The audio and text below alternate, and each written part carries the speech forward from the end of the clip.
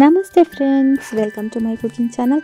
ಇವತ್ತಿನ video special ಏನಪ್ಪ ಅಂದರೆ ಸಾಫ್ಟ್ ಆಗಿರುವಂತಹ ನಾನ್ ರೆಸಿಪಿ ಜೊತೆಯಲ್ಲಿ ಕ್ಯಾಪ್ಸಿಕಮ್ ಪನ್ನೀರ್ ಗ್ರೇವಿ ರೆಸಿಪಿ. ತುಂಬಾ ಈಸಿಯಾಗಿ ಮಾಡ್ಕೋಬೋದು. ರೆಸ್ಟೋರೆಂಟ್ ಸ್ಟೈಲಲ್ಲಿ ಮನೇಲೇ ಹೇಗೆ ಮಾಡೋದು ಅಂತ ತಿಳಿಸ್ಕೊಡ್ತಾ ಇದ್ದೀನಿ. ಹಾಗೆ ಅದೇ ರೀತಿಯಾಗಿ ಟೇಸ್ಟ್ ಇರುತ್ತೆ. ನೀವು ಕೂಡ ಒಮ್ಮೆ ಮನೇಲಿ ಟ್ರೈ ಮಾಡಿ ನೋಡಿ. ರೆಸ್ಟೋರೆಂಟ್ಗೆ ಹೋಗೋದನ್ನೇ ಬಿಟ್ಬಿಡ್ತೀರಾ. ಬನ್ನಿ ಹೇಗೆ ಮಾಡೋದು ಅಂತ ನೋಡ್ಕೊಂಡು ಬರೋಣ. ಮೊದಲನೇದಾಗಿ ನಾನಿಲ್ಲಿ ನಾನ್ ಮಾಡಲಿಕ್ಕೆ ಪ್ರಿಪೇರ್ ಮಾಡ್ತಾ ಇದ್ದೀನಿ. ಅದಕ್ಕೋಸ್ಕರ ನಾನಿಲ್ಲಿ 2 ಬೌಲ್ ಆಗುವಷ್ಟು ಮೈದಾ ಹಿಟ್ಟನ್ನು ತಗೊಂಡಿದ್ದೀನಿ. ಇದನ್ನು ಗೋಧಿ ಹಿಟ್ಟಲ್ಲೂ ಮಾಡ್ಬೋದು, ಆದರೆ ಮೈದಾ ಹಿಟ್ಟಲ್ಲಿ ಮಾಡಿದ್ರೇ ಚೆಂದ. ಅದಕ್ಕೆ ರುಚಿಗೆ ತಕ್ಕಷ್ಟು ಉಪ್ಪು, 1 ಟೇಬಲ್ ಸ್ಪೂನ್ ಆಗುವಷ್ಟು ಸಕ್ಕರೆ, 1 ಟೇಬಲ್ ಸ್ಪೂನ್ ಆಗುವಷ್ಟು ಬೇಕಿಂಗ್ ಪೌಡರ್ನ ಹಾಕ್ತಾ ಇದ್ದೀನಿ. ಬೇಕಿಂಗ್ ಪೌಡರ್ ಇಲ್ಲ ಅಂದರೆ ಈನೋ ಪೌಡರ್ ಕೂಡ ಹಾಕೋಬೋದು. ಹಾಗೆ ನಾನಿಲ್ಲಿ ಅಡುಗೆ ಸೋಡಾನು ಕೂಡ 1 ಚಿಟಿಕೆ ಸೇರಿಸ್ತಾ ಇದ್ದೀನಿ ಅಷ್ಟೇ.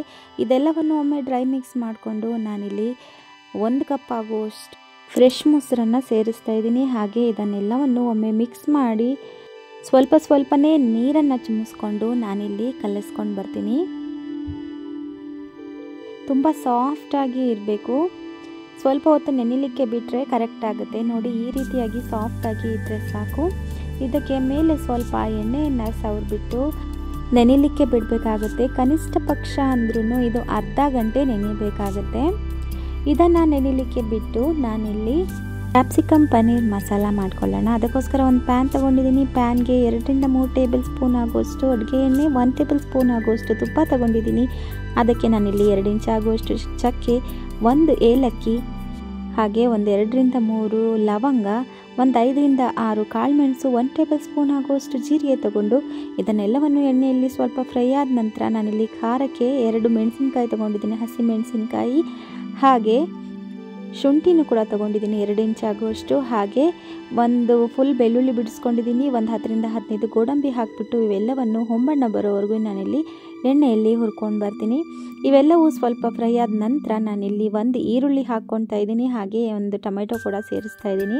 ಉದ್ದುದ್ದ ಹೆಚ್ಕೊಂಡಿದ್ದೀನಿ, ಬೇಗ ಬೇಯುತ್ತೆ ಅಂತ. ಹಾಗೆ ಬ್ಯಾಡಗಿ ಮೆಣಸಿನ್ಕಾಯಿ ಕೂಡ ಸೇರಿಸ್ತಾ ಇದ್ದೀನಿ. ನೀರಲ್ಲಿ ನೆನೆ ಇಟ್ಟಿದ್ದೆ.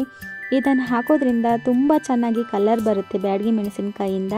ಇದೆಲ್ಲವನ್ನು ನೀಟಾಗಿ ಒಮ್ಮೆ ಫ್ರೈ ಮಾಡ್ಕೋಬೇಕಾಗುತ್ತೆ. ಹೇಗೆ ಅಂದರೆ ನಾವು ಹಾಕ್ಕೊಂಡಿರುವಂತಹ ಟೊಮೆಟೊ ಮ್ಯಾಶ್ ಆಗಬೇಕು, ಅಲ್ಲಿವರೆಗೂ ನಾನು ಇದನ್ನು ಬೇಯಿಸ್ಕೊಂಡು ಬರ್ತೀನಿ. ನೋಡಿ, ಟೊಮೆಟೊ ಪೂರ್ತಿಯಾಗಿ ಮ್ಯಾಶ್ ಆಗಿದೆ. ಇದನ್ನು ಸ್ವಲ್ಪ ಆರಲಿಕ್ಕೆ ಬಿಟ್ಟು ನಾನು ಇದನ್ನು ಮಿಕ್ಸಿ ಜಾರ್ಗೆ ಸೇರಿಸ್ತಾ ಇದ್ದೀನಿ. ಇದನ್ನು ನುಣ್ಣಗೆ ರುಬ್ಕೊಂಡು ಬರಬೇಕಾಗತ್ತೆ. ನುಬ್ಕೊಂಬಂದ ನಂತರ ತೋರಿಸ್ತೀನಿ ನೋಡಿ ಎಷ್ಟು ಪರ್ಫೆಕ್ಟ್ ಆಗಿರುವಂತಹ ಕಲರ್ ಬಂದಿದೆ ಅಂತ. ಆದ ನಂತರ ನಾನಿಲ್ಲಿ 1 ಬಾಣಲೆ ತಗೋತಾ ಇದ್ದೀನಿ. ಅದಕ್ಕೆ 2 ರಿಂದ 3 ಟೇಬಲ್ ಸ್ಪೂನ್ ಆಗುವಷ್ಟು ಅಡುಗೆ ಎಣ್ಣೆ ಸೇರಿಸ್ತಾ ಇದ್ದೀನಿ. 1 ಟೇಬಲ್ ಸ್ಪೂನ್ ಆಗುವಷ್ಟು ತುಪ್ಪ ಸೇರಿಸ್ತಾ ಇದ್ದೀನಿ. ತುಪ್ಪದ ಬದಲಿಗೆ ಇಲ್ಲಿ ಬೆಣ್ಣೆ ಕೂಡ ಸೇರಿಸ್ಕೋಬೋದು. ಇದಾದ ನಂತರ ನಾನಿಲ್ಲಿ 200 ಗ್ರಾಮ್ ಆಗುವಷ್ಟು ಪನ್ನೀರನ್ನು ತಗೊಂಡಿದ್ದೀನಿ. ಪನ್ನೀರನ್ನು ಎಣ್ಣೆಯಲ್ಲಿ ಸ್ವಲ್ಪ ಶಾಲೋ ಫ್ರೈ ಮಾಡ್ಕೊಂಡು ಬರ್ತೀನಿ. ಇದು ಸ್ವಲ್ಪ ಗೋಲ್ಡನ್ ಬ್ರೌನ್ ಬರಬೇಕು, ತೀರಾ ಗೋಲ್ಡನ್ ಬ್ರೌನ್ ಬರೋದು ಬೇಡ. 2 ನಿಮಿಷಗಳ ಕಾಲ ಶಾಲೋ ಫ್ರೈ ಮಾಡಾದ ನಂತರ ನಾನು ಇದನ್ನು ತೆಗೆದಿಟ್ಕೋತಾ ಇದ್ದೀನಿ. ಹಾಗೆ ಅದೇ ಎಣ್ಣೆಗೆ 2 ಕ್ಯಾಪ್ಸಿಕಮ್ ಹಾಗೆ 2 ಈರುಳ್ಳಿಯನ್ನು ಈ ರೀತಿಯಾಗಿ ದೊಡ್ಡದಾಗಿ ಕಟ್ ಮಾಡ್ಕೊಂಡು ಬಂದಿದ್ದೀನಿ. ಅದನ್ನು ಕೂಡ ಇದೇ ರೀತಿಯಾಗಿ ಶಾಲೋ ಫ್ರೈ ಮಾಡ್ತೀನಿ. ಹೈ ಫ್ಲೇಮಲ್ಲಿ ಇಟ್ಕೊಂಡು ಮಾಡಬೇಕಾಗುತ್ತೆ. ನಾವು ಕ್ಯಾಪ್ಸಿಕಮ್ ಯಾವಾಗಲೂ ಕ್ರಂಚಿಯಾಗಿರಬೇಕು. ಹಾಗಾಗಿ ಹೈ ಫ್ಲೇಮಲ್ಲಿ ಇಟ್ಕೊಂಡು 2 ನಿಮಿಷಗಳ ಕಾಲ ಫ್ರೈ ಮಾಡ್ಕೊಂಡಾದ ನಂತರ ಅದೇ ಎಣ್ಣೆಗೆ 1 ಬೇ ಲೀಫ್ ಹಾಕೋತಾ ಇದ್ದೀನಿ. ಹಾಗೆ 1 ಈರುಳ್ಳಿಯನ್ನು ಚಿಕ್ಕದಾಗಿ ಕಟ್ ಮಾಡ್ಕೊಂಡಿದ್ದೀನಿ, ಅದನ್ನು ಕೂಡ ಸೇರಿಸ್ತಾ ಇದ್ದೀನಿ. ಹಾಗೆ 1 ಟೊಮೆಟೊ ಹಾಕೋತಾ ಇದ್ದೀನಿ, ಅದನ್ನು ಕೂಡ ಚಿಕ್ಕದಾಗಿ ಕಟ್ ಮಾಡ್ಕೊಂಡು ಬಂದಿದ್ದೀನಿ, ಅದನ್ನು ಕೂಡ ಸೇರಿಸ್ತಾ ಇದ್ದೀನಿ. ಹಾಗೆ ಟೊಮೆಟೊ ಸ್ವಲ್ಪ ಬೇಯೋವರೆಗೂ ಇದನ್ನು ನಾನಿಲ್ಲಿ ಫ್ರೈ ಮಾಡ್ಕೊಂಡು ಬರ್ತೀನಿ. ಇದಾದ ನಂತರ ನಾನಿಲ್ಲಿ ಮಸಾಲ ಪುಡಿಗಳನ್ನು ಸೇರಿಸ್ತೀನಿ. ಅದಕ್ಕೋಸ್ಕರ 1 ಟೇಬಲ್ ಸ್ಪೂನ್ ಆಗುವಷ್ಟು ಧನಿಯಾ ಪೌಡರ್, ಅರ್ಧ ಟೇಬಲ್ ಸ್ಪೂನ್ ಆಗುವಷ್ಟು ಅರಿಶಿನ ಪುಡಿ, 1.5 ಟೇಬಲ್ ಸ್ಪೂನ್ ಆಗುವಷ್ಟು ಅಚ್ಚ ಖಾರದ ಪುಡಿ, ಹಾಗೆ 1 ಟೇಬಲ್ ಸ್ಪೂನ್ ಆಗುವಷ್ಟು ಗರಂ ಮಸಾಲ ಸೇರಿಸಿ ಇದೆಲ್ಲವೂ ನೀಟಾಗಿ ನಾವು ಹಾಕೊಂಡಿರೋ ಒಗ್ಗರಣೆಯಲ್ಲಿ ಹೊಂದ್ಕೊಳ್ಳೋ ಹಾಗೆ ಮಿಕ್ಸ್ ಮಾಡ್ಕೋತೀನಿ. ನೋಡ್ತಾ ಇದ್ದೀರಲ್ವ, ಡ್ರೈ ಆಗ್ತಾ ಇದೆ. ಅದರಲ್ಲಿರುವಂತಹ ನೀರಿನ ಅಂಶ ಎಲ್ಲ ಕಡಿಮೆ ಆಗ್ತಿದೆ. ಈ ಟೈಮಲ್ಲಿ ನಾನು 2 ರಿಂದ 3 ಟೇಬಲ್ ಸ್ಪೂನ್ ಆಗುವಷ್ಟು ನೀರನ್ನು ಸೇರಿಸಿ ಇದನ್ನು ಚೆನ್ನಾಗಿ ಕುದಿಲಿಕ್ಕೆ ಬಿಡ್ತೀನಿ. ಇದು ಕುದ್ದಾದ ನಂತರ ನಾನಿಲ್ಲಿ ರುಬ್ಕೊಂಡು ಬಂದಿರುವಂತಹ ಮಸಾಲ ಸೇರಿಸ್ತಾ ಇದ್ದೀನಿ. ಈ ಗ್ರೇವಿ ಅಂತೂ ತುಂಬಾ ರುಚಿಯಾಗಿರುತ್ತೆ. ಒಮ್ಮೆ ಟ್ರೈ ಮಾಡಿ ನೋಡಿ, ಪದೇ ಟ್ರೈ ಮಾಡ್ತೀರಾ. ಇದಾದ ನಂತರ ನಾನಿಲ್ಲಿ ರುಚಿಗೆ ತಕ್ಕಷ್ಟು ಉಪ್ಪನ್ನು ಸೇರಿಸ್ತಾ ಇದ್ದೀನಿ. ಹಾಗೆ ಅರ್ಧ ಟೇಬಲ್ ಸ್ಪೂನ್ ಆಗುವಷ್ಟು ಸಕ್ಕರೆ ಸೇರಿಸ್ತಾ ಇದ್ದೀನಿ. ಸಕ್ಕರೆ ಹಾಕೋದ್ರಿಂದ ಟೇಸ್ಟ್ ಬ್ಯಾಲೆನ್ಸ್ ಆಗುತ್ತೆ, ರೆಸ್ಟೋರೆಂಟ್ ಸ್ಟೈಲಲ್ಲಿ ನಮಗೆ ಟೇಸ್ಟ್ ಸಿಗುತ್ತೆ. ಇದಾದ ನಂತರ 1 ಟೇಬಲ್ ಸ್ಪೂನ್ ಆಗುವಷ್ಟು ಕಸೂರಿ ಮೆಥಿನ ಈ ರೀತಿಯಾಗಿ ಕ್ರಷ್ ಮಾಡಿ ಸೇರಿಸ್ತಾ ಇದ್ದೀನಿ. ಹಾಗೆ ಸ್ವಲ್ಪ ಕೊತ್ತಂಬರಿ ಸೊಪ್ಪನ್ನು ಕೂಡ ನಾನು ಈಗಲೇ ಸೇರಿಸ್ತಾ ಇದ್ದೀನಿ.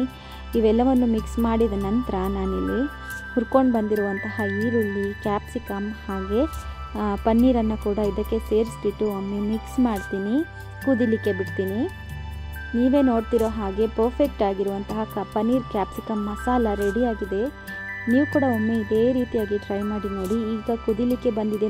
ಟೈಮಲ್ಲಿ ನಾನು ಸ್ಟವ್ ಆಫ್ ಮಾಡ್ಕೊಡ್ತೀನಿ, ಜಾಸ್ತಿ ಕುದಿಸೋದು ಬೇಡ. ನೋಡ್ತಾ ಇದ್ದೀರಲ್ವ ಪರ್ಫೆಕ್ಟ್ ಆಗಿರುವಂತಹ ಪನ್ನೀರ್ ಮಸಾಲ ರೆಡಿಯಾಗಿದೆ. ಇದ್ರ ಜೊತೆಯಲ್ಲಿ ನಾನು ಕೂಡ ರೆಡಿ ಮಾಡಿಬಿಡ್ತೀನಿ.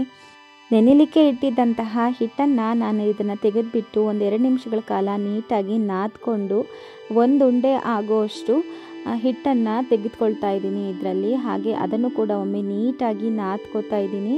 ಹಾಗೆ ನಾನಿಲ್ಲಿ ಮಣೆಗೆ ಸ್ವಲ್ಪ ಎಣ್ಣೆಯನ್ನು ಸವರಿ ಅಂಟ್ಕೋಬಾರ್ದಲ್ವ ಹಿಟ್ಟು, ಹಾಗಾಗಿ ಹಿಟ್ಟಿನ ಮೇಲೇ ಸ್ವಲ್ಪ ಎಳ್ಳು ಹಾಗೂ ಕೊತ್ತಂಬರಿ ಸೊಪ್ಪನ್ನು ಸೇರಿಸಿ ಈ ರೀತಿಯಾಗಿ ಲಟ್ಟಿಸ್ಕೋತೀನಿ. ನೋಡಿ, ನಾನು ಯಾವಾಗಲೂ ಈ ರೀತಿಯಾಗಿ ಓವಲ್ ಶೇಪಲ್ಲಿರುತ್ತೆ ಅಲ್ವಾ, ಅದೇ ರೀತಿಯಾಗಿ ಲಟ್ಟಿಸ್ಕೋತೀನಿ.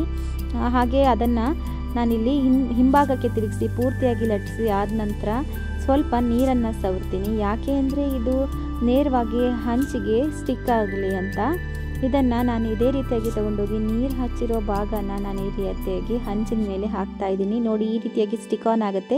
ಇದಾದ ನಂತರ ಮೇಲೆ ಸ್ವಲ್ಪ ಬೆಣ್ಣೆಯನ್ನು ಸವರ್ಬಿಟ್ಟು ನಾನು ಈ ರೀತಿಯಾಗಿ ಹಂಚನ್ನು ತಿರುಗಿಸಿ ಇಟ್ಕೋತೀನಿ. ಫ್ಲೇಮಲ್ಲಿ ಈಗ ನಾನನ್ನು ಬೇಯಿಸ್ಕೊತಾ ಇದ್ದೀನಿ. ಗೋಲ್ಡನ್ ಬ್ರೌನ್ ಕಲರ್ ಬರಬೇಕು ಮೇಲ್ಗಡೆ, ಅಲ್ಲಿವರೆಗೂ ನಾನು ಇದನ್ನು ಫ್ಲೇಮಲ್ಲಿ ಬೇಯಿಸ್ಕೊತೀನಿ. ಹಾಗೆ ತಿರುಗಿಸಿ ಇಟ್ಬಿಟ್ಟು ನಾವು ಅಂಟಿಸಿರುವಂತಹ ಭಾಗನೂ ಕೂಡ ಬೇಯಿಸ್ಕೊತಾ ಇದ್ದೀನಿ. ಮೇಲ್ಗಡೆ ಸ್ವಲ್ಪ ಎಣ್ಣೆ ಅಥವಾ ಬೆಣ್ಣೆಯನ್ನು ಸವರ್ಬಿಟ್ಟು ಈ ರೀತಿಯಾಗಿ ತೆಗೆದ್ರೆ ಆಯಿತು, ನೀಟಾಗಿ ಬರುತ್ತೆ. ಹಿಂದ್ಗಡೆನೂ ಕೂಡ ನೀವು ನೋಡ್ತಾ ಇದ್ದೀರಾ ಪರ್ಫೆಕ್ಟ್ ಆಗಿರುವಂಥ ಕಲರ್ ಬಂದಿದೆ. ಹಾಗೆ ಮೇಲ್ಗಡೆನೂ ಸ್ವಲ್ಪ ಎಣ್ಣೆ ಅಥವಾ ಬೆಣ್ಣೆನ ಸವರ್ಬಿಟ್ಟು ನಾನು ಇದನ್ನು ತೆಗೆದಿಟ್ಕೋತೀನಿ.